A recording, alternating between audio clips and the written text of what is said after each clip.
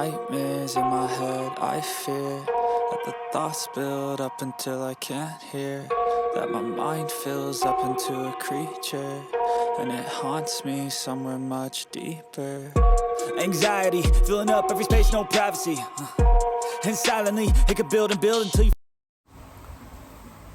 Salam sejahtera Malaysia, Denyut Nadi Suara Rakyat bergema di channel ini. Keputusan awal untuk PRK Kemaman sudah boleh dijangka lah. Saya buat satu kajian baru-baru ini yang saya masukkan di dalam channel ini, dan mengejutkan sekali. Keputusan awal daripada apa yang saya terima itu adalah PHBN menang di PRK Kemaman. Amat mengejutkan kerana daripada 100% itu sebanyak 79% menyatakan PHBN akan menang di Kemaman. Jadi keputusan awal sudah diterima, PHBN menang di Kemaman dengan 71% undian. Dan hanya 20% tidak sampai 30% yang mengatakan bahawa PAS menang di Kemaman. Lebih kurang 1.300 orang yang sudah mengundi, dan amat mengejutkan sebab saya tidak sangka ramai orang yang menganggap PHBN akan menang di Kemaman. Okey, baik. Walaupun begitu, memang dijangkakan di PRK Kemaman ini boleh akan berlaku satu kejutan besar. Memang tidak mudah untuk PAS kalah di sini, tapi tidak ada mustahil. Dan kejutan boleh berlaku di sini. Sama ada kejutannya besar atau kejutannya kecil, tidak tahu. Tetapi General Effendi sendiri mengakui bahawa perjalanan untuk menang di sini tidak mudah. Banyak juga komen lah yang diterima, untuk keputusan awal ini. Keputusan awal yang menyatakan bahawa PHBN menang di Kemaman.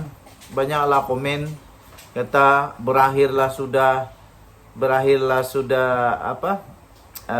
penguasaan PAS di Kemaman. Ada juga yang cakap PHBN hanya bermimpi tak sedar diri. Macam-macam lagi lah. Tapi ini penentuan juga untuk nasib Samsuri. Samsuri yang dikatakan bakal menjadi calon untuk Perdana Menteri bagi PAS. Tapi sesuaikah dia jadi Perdana Menteri untuk Malaysia? Mungkin dia boleh jadi Menteri Besar, tapi sesuaikah dia untuk jadi Perdana Menteri untuk Malaysia?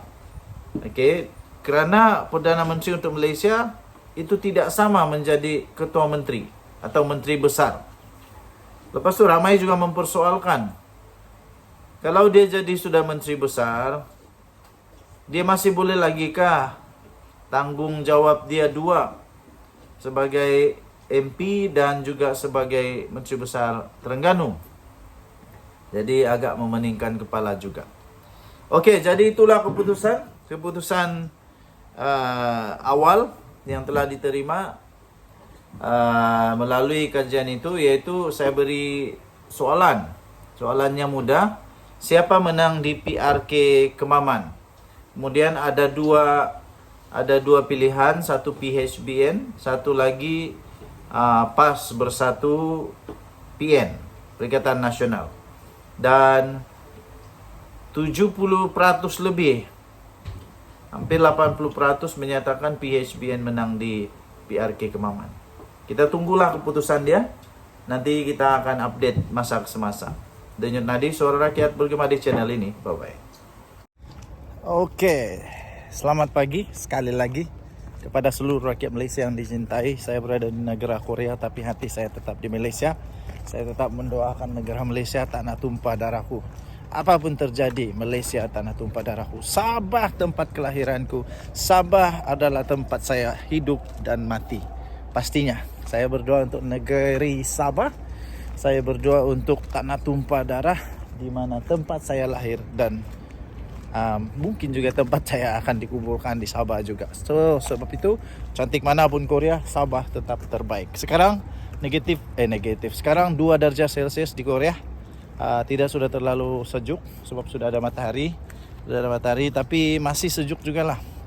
Di tengah pekan pun di Korea, tengah pekan pun ada batas-batas sayuran. Nah, tengah pekan nih. Di tengah pekan mereka tetap tanam sayur. Tetap tanam sayur di tengah pekan yang besar. Bandar bukan pekan. Pun ada sayur ditanam. Fully utilized. Oke, so apa terjadi seterusnya?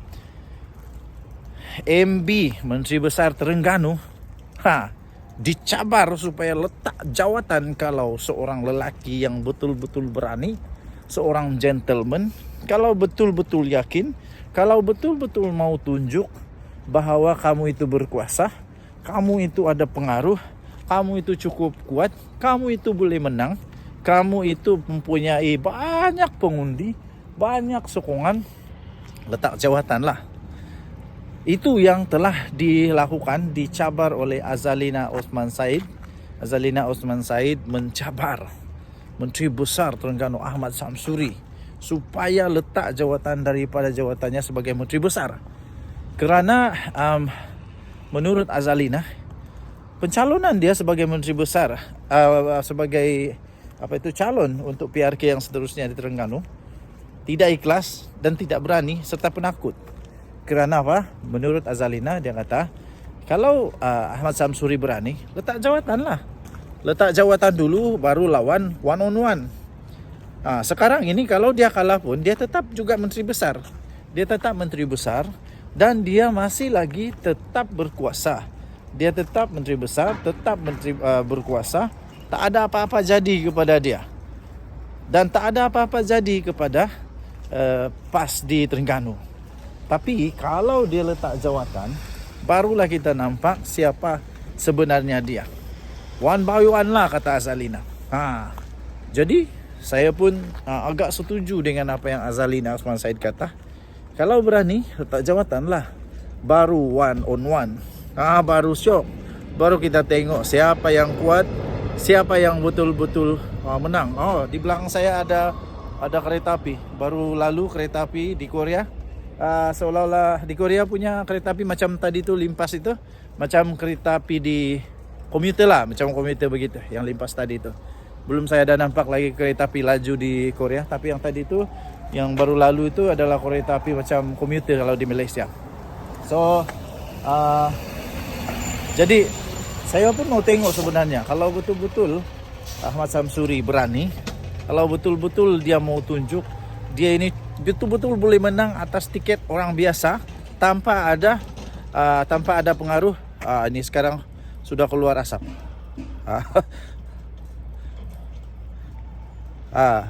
Makin sejuk. Ini makin sejuk di sini. Tiba-tiba turun suhu sejuk. Saya punya tangan pun keras ini. Jadi pada pendapat saya ya betul. Kalau betul-betul dia mau tunjuk dia kuat atau tidak, dia hebat atau tidak, letak jawatan supaya nanti waktu dia bertanding, dia betul-betul bertanding tanpa apa-apa jawatan, tidak terpengaruh dengan apa-apa jawatan. Barulah siok, barulah gentleman. Oke, kita tengoklah pemimpin bersatu Terengganu ini berani atau tidak. Kalau berani mereka sahut cabaran Azalina Osman Said, barulah padu. Sebab sekarang nih kalau dia bertanding pun dia boleh pakai kekuatan dia sebagai Menteri Besar. Jadi mungkin dengan jawatan Menteri Besar itu dia boleh mempengaruhi pengundi-pengundi supaya mengambil dia ataupun memilih dia kerana dia ada jawatan. Dia perlu dihormat, dia perlu untuk menang kerana dia Menteri Besar. Tapi kalau dia betul-betul berani, ikutlah atau sahutlah cabaran daripada Azalina. Denyut nadi suara rakyat. Bergema di channel ini, jangan lupa tekan butang subscribe, like dan share. Malaysia kita punya. Cintai Malaysia aku, kita jaga kita. Bye-bye.